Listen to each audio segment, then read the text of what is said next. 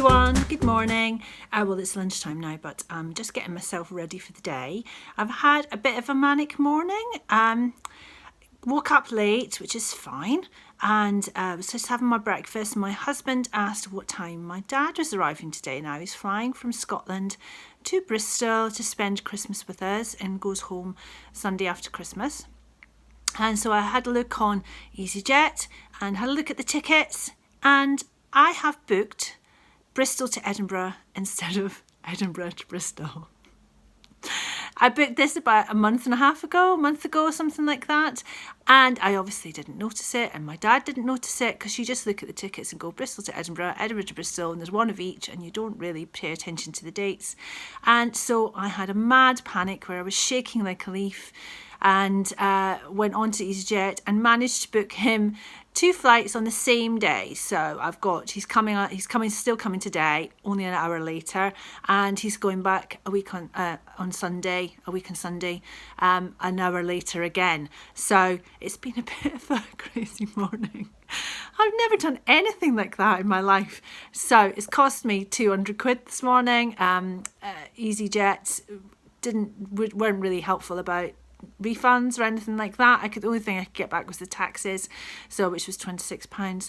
But it's a lesson well learned. And also it's worth it to get my dad here for Christmas. So I'm quite I'm chilling now after that manic morning, and it's just been a bit crazy, but it's all going to be fine. So he's going to get here later on today, so the early evening rather than late afternoon. So that's the only difference. And I've just had a shower and washed my hair, put my face on, Christmas jumper, kissing penguins. This is one of my favourites. So I'm going to have a chilled out day today for the rest of the afternoon, although I do have stuff to do. I'm moving everything out of my sewing room down into my basement, so that we can have Christmas dinner in there and it's not in the kitchen.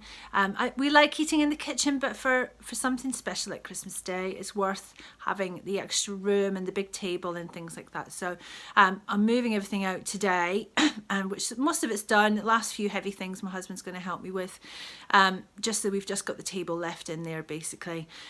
Because also on Boxing Day, I am having a Boxing Day party, and there's 23 people going to be there. So we definitely need the room for that day as well. So just so we can lay food out and everything. We're not actually formally sitting down to eat. We're just going to have a sort of nibbles and a buffet, but there's going to be hot food and things like that. So it's just kind of help yourself and have a few drinks, that kind of thing. So busy day. I've also got some cookies to make. And we've got some presents to hand out and things. And my son Charlie, who you saw in yesterday's video, is doing a reading at the church this evening at 5 o'clock. So we've got to be up there for that. So it's going to be a bit of a busy afternoon, and probably no sitting down time. But that does mean that tomorrow should be a bit quieter. And I can have a quieter day. I've got all my wrapping done apart from one thing. Although I do think I've lost a bag somewhere. Lost a bag of presents. I might have to have a look while I'm cleaning the basement up later. But that's all last minute panic. So hope you have a great day. Not sure what Rachel's doing today. Probably cooking. I'm looking because I can see her house from here. So see her from my bedroom. So she's probably baking and cooking. We might need to sort the salmon out today as well. I should probably ask her whether we should be doing that today.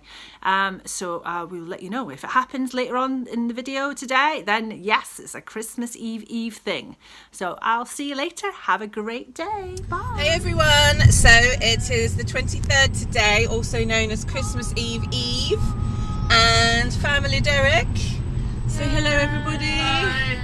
We are all into the shops for the last time, we hope, and this time we are doing our family shopping. So we do this thing every year. We've left it a bit late this year, but we do a thing where I take one of the kids and Damien takes the other one, and they buy presents for us, and this year for each other with their own money. Woohoo! Proper grown up now. So we're just heading down to our local shopping centre to do that, and let's go and see what we can find.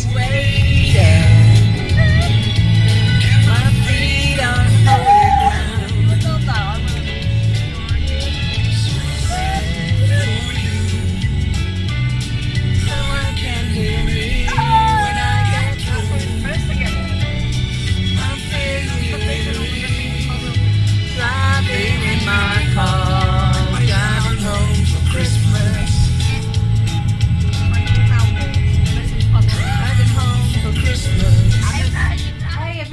So I'm at my sewing machine and I am going to sew up my hubby's t-shirt and tracksuit bottoms, which I'm giving him as pyjamas for Christmas this year.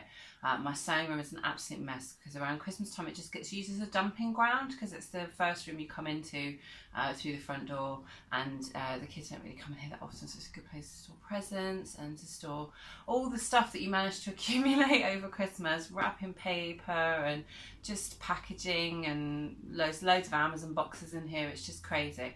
So first up are these tracksuit bottoms in this emerald green. It's quite a fleecy, let me show you, it's quite a fleecy fabric. And I'm taking a risk just having cut the same size, bearing in mind that the fabric's so different to the very lightweight loop back jersey that I used for the last pair. So I'm really hoping that the fit's still okay. I didn't have time to adjust the pattern or anything like that, so I'm just going to go with it. And then next up is a t-shirt, a navy t-shirt. So I'm putting myself on a bit of a timer because I've got loads of other stuff that I want to get done today. So it is now just coming up to 1:10, and I'm hoping that I can get these done in under an hour and a t-shirt in under an hour as well, and then I should have plenty of time to do the other stuff that I need to do today. So I'll check in with you when they're done. So tracksuit bottoms are done. It's taken half an hour, but most of that time was spent trying to get the elastic into the waist channel on this really thick fabric. Nearly broke my overlocker because it's such thick fleece, and when you're going over when you're attaching the waistband to the pockets, you've got 5 layers that you're going through, and yeah, it was not happy. It just kept stopping and going, and I was just having to like force it through. So yeah, it's proper factory sewing. There's no top stitching. I haven't been on my machine at all. I've just been on the overlocker.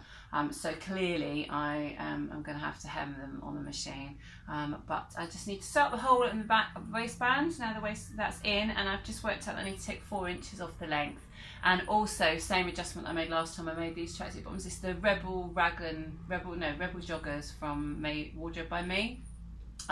It's a drop crotch, and that's not what he likes to wear, but I didn't want to adjust the pattern because the fabric is so different, so I've made exactly the same, but I am going to have to do the same adjustment, which is basically to raise the crotch by 2 inches, and you do that just by lengthening the leg into the crotch area. So that's what I'm about to do now, and then that will be done and I can move on to the t-shirt. Well, I'm done. So it's 3 o'clock, so it's taken me just under 2 hours to do both, but it's definitely a tale of two halves because the first half, the construction of both of them, put my antlers back on top of my head, took no time at all. I had both of them done in under an hour, but then the hemming has literally been a nightmare. So I decided to try the twin needle on my new machine, and probably wasn't the best time to do it when you're rushing, but it just kept getting caught and tangled. And then you know how when you twin needle a hem, you have to do it on the right side, and it wasn't fabric I could press. It was leaving a shine if I tried to press it, so I was having to sort of pin it all under, and then I had several spots that I missed and I had to go back over. You can't really go back over with the twin needle because you don't want 4 lines of stitching, and unpicking it's a nightmare. So anyway, I finally got there, and I now have, let me show you, it's not that interesting, but I now have a navy t-shirt for hubby. Okay, and that's the back. There you go, there's the front. So navy t-shirt, and to go with that we have got some emerald green jogging bottoms, and they're kind of his Christmas pyjamas. I just think he'll get a lot more wear out of those than he would out of actual pyjamas. So on to the next job. Ella and I are going to make some Christmas crackers for the Christmas table. So we've got all the bits, and now we just need to crack on and get them made. So I'm going to do that whilst we watch a Christmas movie, I think. So we're back on salmon duty. Ooh. And she's got antlers on. Of course. So Rachel's going to take hers home and sort hers out, but we're going to do mine and show you what needs to be done. Oh. Leaking. It is leaking. Leaking a little bit, but not too much. Well, I just don't want it on your counters. I don't know how absorbent concrete is, so yeah. Don't want to leave you any pink spots. Don't put pink beetroot on my stuff. Yeah. So we might be better off just cutting into it. Yeah. Cut into it and come back. Because it's going to be messy, but you are not going to believe the beautiful colour. And it completely changes the texture, doesn't it? Yeah. You go to pick it up thinking it's going to be the same sort of, I know flabby is a horrible word to describe anything that you're going to eat, but it is kind of flabby, isn't it? But it feels solid now. It feels solid, yeah. And it's hot pink. It feels hot pink. So So I'm trying to get, if I can get it off. And you put could it rinse back. it. I reckon it wouldn't, because the flavour's right in there now. I think just a So gentle you probably rinse. could just give it a little rinse.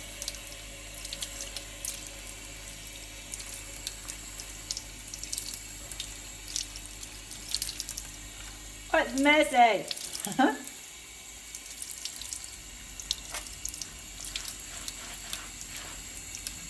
Right.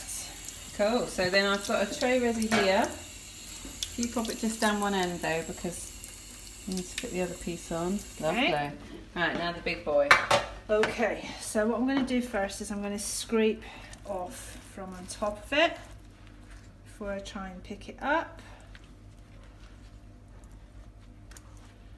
Most of this I can pour into a Tesco bag and get rid of. The gloves are necessary because the beetroot really does stain your fingers and it's really hard to get it off.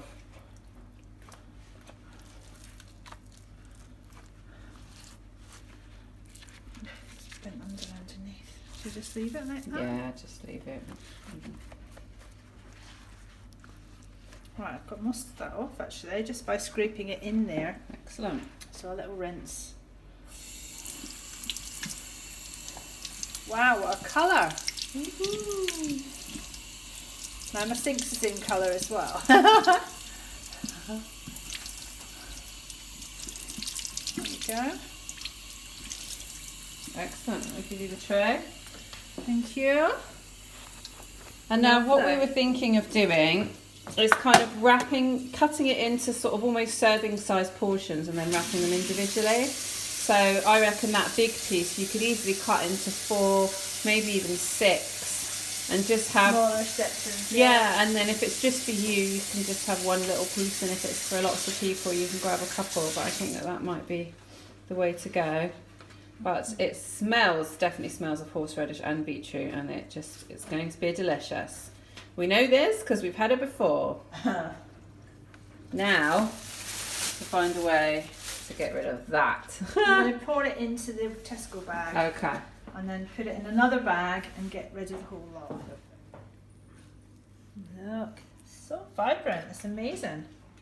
I'm going to have a little slither, have a little taste.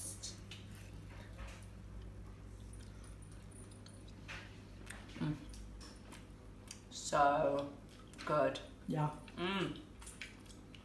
Oh, So good.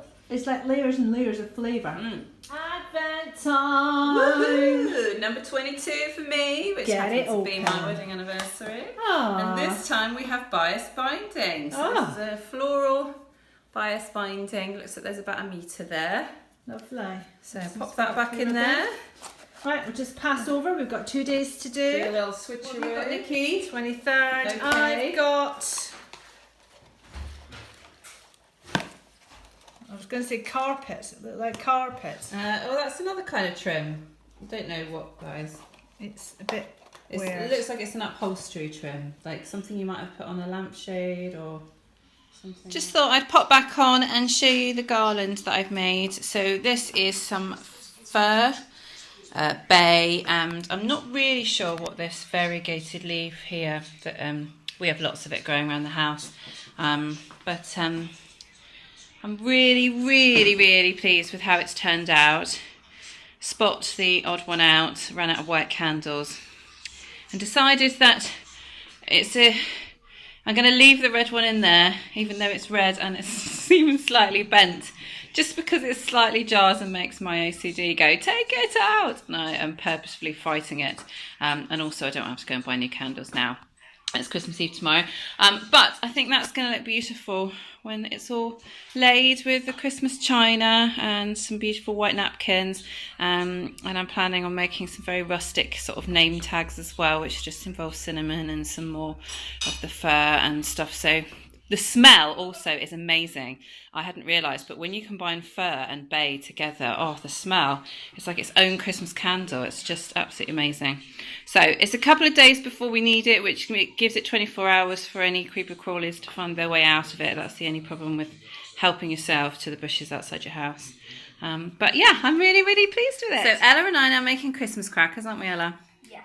So what we did is we used a piece of A4 paper to make a template, and now we've cut sheets of wrapping paper. Ella chose these brown paper with white trees, and this is a green brown paper with trees on. So, and what we've done is we have cut them to A4 sheets, and then I used my tracing wheel, always using the sewing room, to trace 3 lines here, and Ella's cutting some snips in between those 3 lines, and that's going to be where the ties go, and it's going to make it easier for us to pull our crackers apart. And then we've got some toilet rolls that we've been saving, and they're going to make the centre. And then we've bought some special stuff to fill for the ones for Christmas Day, haven't we? We've chosen something for everyone. Yeah. So what we're going to do now is wrap them all up, make them look pretty, hide the stuff in them, put the hats in, and we'll have some lovely festive Christmas crackers. Yeah. Right, we're going to go and find some gifts. Right, Ella, how did we get on? We got on good. Do you want to show us? Show us the box of crackers. Dun, dun, dun, dun, dun, dun, dun. Woohoo! The green ones are for Christmas Eve. Correct. Which is tomorrow. Yeah. And then the hidden ones underneath. Well, show us those two. And these other ones are for Christmas. So why are they Day. different? They're different because they have surprises in them. Okay, so the surprises in the Christmas Day ones you picked yourself, didn't you? Yay! So they're special hand-picked gifts for people. And also picked one for myself. Yes. And then the green ones have just got some Double treats jokes. and double jokes. One has no crown because we didn't have enough. Give us a sneak peek of the kind of jokes people can expect in our crackers, Ella. Tell us one of the jokes. What's Santa's favourite pizza? One that's deep pan, crisp and even. Desire and artistic thinking. People who walked in darkness have seen a great light. Those who lived in a land of deep darkness, and them a light is dawned. For a child is born with us, a son given to us. Authority rests upon his shoulders, and he is named Wonderful Counselor, Mighty God, Everlasting Father, Prince of Peace. His authority shall grow continually, and there shall be endless peace, for the throne of David and his kingdom. He will establish and uphold it with justice and righteousness, from this time onwards and forevermore. The zeal of the Lord of hosts will do this. This is the word of God. Thanks to God.